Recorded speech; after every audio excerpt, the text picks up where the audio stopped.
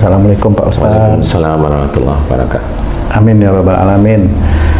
Pak Ustadz, baru-baru ini ada berita viral ya Pak Ustadz, di mana ada 2 orang anak ini menitipkan ibunya ke sebuah panti asuhan ya, menyerahkan ibunya karena si anak ini sudah tidak mampu lagi untuk memelihara ibunya, seperti itu Pak Ustadz. Akhirnya berita ini menjadi viral dan sebagainya.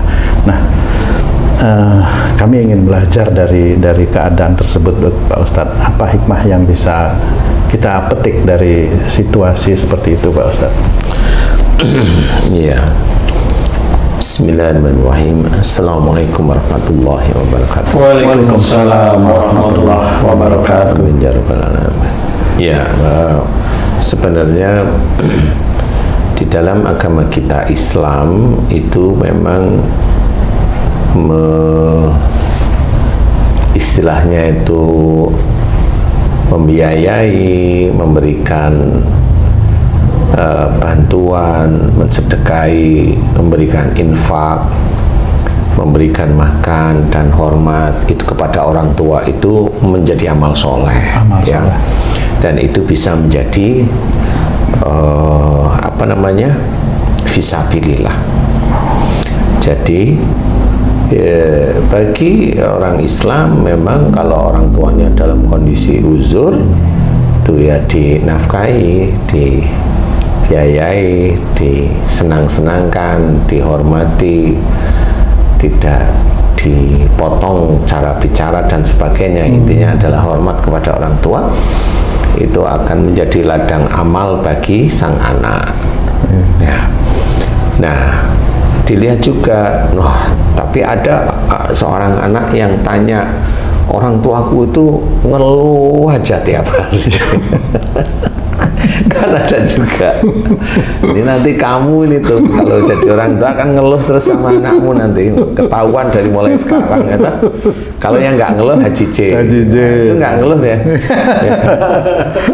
Jadi ngeluh aja sehingga anaknya bertanya, bagaimana dengan orang tuaku yang ngeluh terus kan gitu. Ya saya lo bilang bahwa ya sabar, ya bagaimanapun juga itu orang tuamu. Kalau ngeluh terus ya cobalah doakan agar beliau itu diberi hidayah oleh Allah Ta'ala untuk senantiasa soleh atau solehah, untuk senantiasa bersyukur atas sesuatunya yang setiap hari diberikan oleh Allah Ta'ala.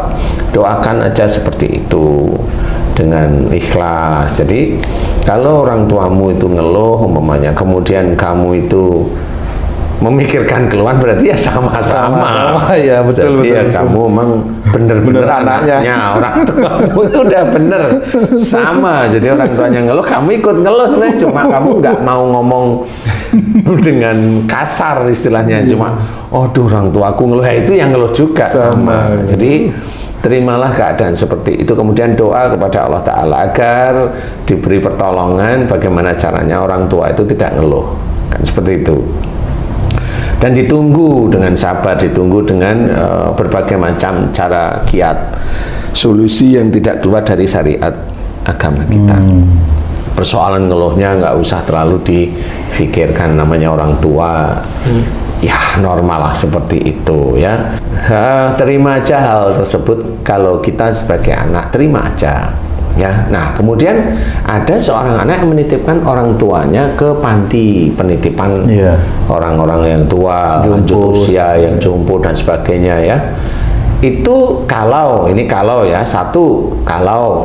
si anaknya itu punya rizki yang kuat, ya janganlah. Nah ini jelas ya.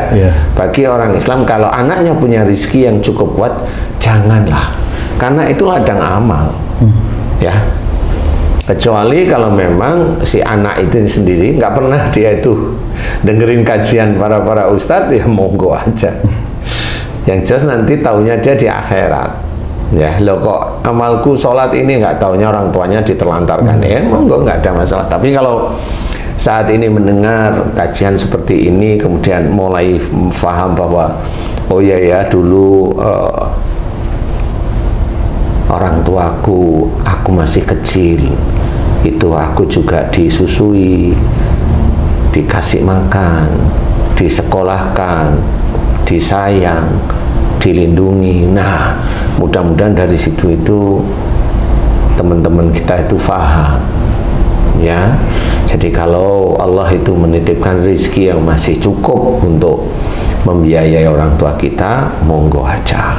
Kalaupun belum cukup, ya enggak apa-apa. Ya, yang jelas jangan dimasukkan ke panti atau geria lansia seperti itu, ya. Bisa aja kalau orang tuanya itu masih sadar itu ya hatinya sakit. Nah, hatinya orang tua yang sakit ini akan dicatat oleh Allah Ta'ala terus bahwa kita termasuk anak durhaka yang seperti itu, ya. Makanya jangan. Nah, tapi berikutnya adalah yang kedua, kalau memang anak-anaknya itu dari sisi rezeki itu kurang, sangat kurang, ya, sangat kurang untuk membiayai dirinya sendiri juga susah, makan juga susah. Kemudian si anak menitipkan ke panti asuhan atau panti jompo, ya. Itu dengan punya niatan agar ibunya itu bisa dirawat dengan lebih baik, dengan lebih normal. Dia hanya niatnya hanya itu. Ini si anak tetap akan mendapatkan pahala dari Allah Ta'ala karena dia tidak mampu merawat dari sisi ekonomi, bukan dari sisi fisik, ya.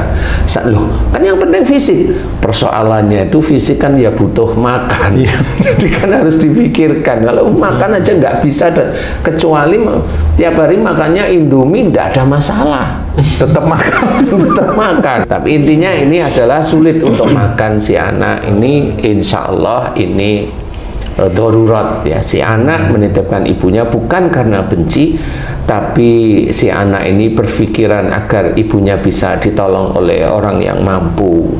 Apalagi kalau penitipan ini punyanya pemerintah, kan enak, ya. Gratis, ya. Iya, kalau punyanya pemerintah itu kan ya diambil dari uang pajak, itu kan banyak, daripada untuk bangun gedung untuk korupsi orang yang kaya-kaya itu kan ya mending untuk yang seperti itu, sehingga nanti negaranya juga dapat negara yang berkah, nah, pinternya ya seperti itu. Jadi bagi kalau memang itu udah viral, bagi teman-teman netizen, harus hati-hati, ya.